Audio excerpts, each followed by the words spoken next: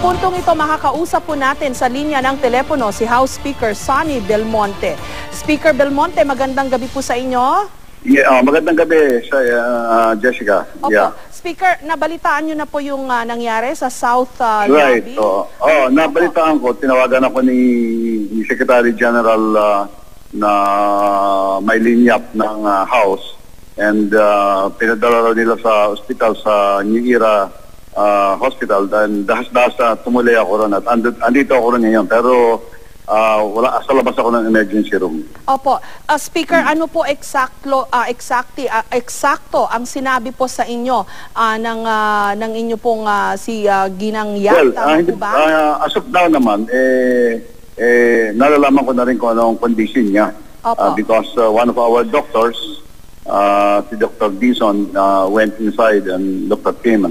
And apparently he suffered a single gunshot wound through the chest, through and through, with a pistol, with his own pistol, and he's conscious. Opo. Sinabi ho ba sa inyo kung paano ho siya nagkaroon ng gunshot wound sa kanyang chest? Apparently nag-iisa lang naman siya sa room at the time it happened, so he probably shot himself through the chest. Okay, so this is a suicide attempt, Speaker? Yun ang siyempre nakauna-unahan mong kauna-unahang conclusion, but I wouldn't like to come to a conclusion like that. Opo. Because until we find out kung talagang it points to that direction, Jessica.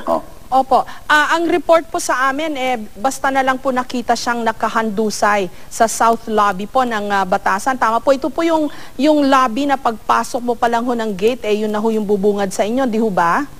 Hindi nga ito ang pagkakalam ko sa may kwarto niya. And when he was seen, he was being carried by men outside. Oh, so the incident happened sa kwarto po ni Congressman Benaldo, as far Speaker? as far as we are informed, sa kwarto niya, sa opisina niya nangyari. Okay. Wala pong mga nakasaksi, Speaker, sa nangyari po? Wala yata nakasaksi, because ang sinasabi is para bang nag-aayos siya ng kanyang mga things at he was preparing to vacate the room. Oh, wala pong indications sa baka aksidente po yung nangyari? So far wala namang ganong klaseng indications. Okay.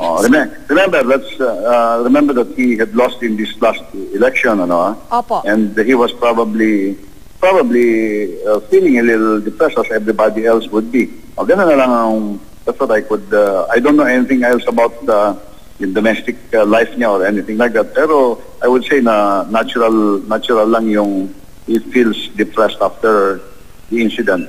Opo, pero After the loss. Opo, prior to this po ba, Speaker, nagkaroon po kayo ng tsansang makausap itong si Congressman Benaldo? Pero he was following up some project. Hindi ko maalala kung tinext lang niya ako or something, pero it didn't seem like anything of it didn't seem to me that as if he was emotionally disturbed. He seemed okay po sa inyo? He did na, yung in other words, yung message niya na there were some projects that he was following up on, would seem to indicate na yung usual work ng isang congressman, Opo. Di po ba, Speaker, mga congressman karaniwan may bodyguard po yan, may staff sa opisina? Wala ho nakakita Hindi karaniwan. Most of them wala. Oh, okay. At ngayon po nasa ospital po kayo, sa New Era po yata siya dinala. Nandyan po kayo mismo, Speaker? Sige, let me just take a look at it. Jessica, you want me to I'll take a close look at him lang. Sige po. Sige po. You call me in a few minutes? Yes, Speaker. So you're in the New Era Hospital? Paano po? He's okay. I can see him from the distance and he looks okay. Oh, okay. That's good to hear. Speaker, sige po. Hindi na po namin kayo gagambalain. Mamaya na lang po uli kami tatawag dahil kailangan nyo ho siyang makita rin for yourself. Ano ho? Oh, okay, Jessica. Opo. Hello, Jessica, nakapasok na ako rito sa emergency room and I was able to talk to Congressman Pinaldo and he nakatawa pa, natawa pa siya, makita kami and he gave us a thumbs up sign. Oh, so he's okay. I want to say that he looks like he's in a better mood at the moment na kunya naka-thumbs up pa siya at nakatawa and he told us he want he'll get through this thing kanya. Okay. Meron pong mga kasama siyang mga kamag-anak, Speaker. Andun ho ba si Diana sa tabi niya? Wala, hindi niya kasama. Nandun sa labas ng hospital. Oh, okay. Nasa labas ng OR. Okay. Ano po naman ang binanggit niyo sa kanya when he gave you the thumbs up sign? Hindi na ho kayo nakapag-usap verbally, I suppose, Speaker? Well, I didn't like to talk to him, but he's conversing right now. Okay. At hindi naman namin siya tinatanong ng mga questions like that. So Okay. we're trying to keep his mood high and his spirit high. Okay. Speaker Belmonte, maraming salamat po sa inyo.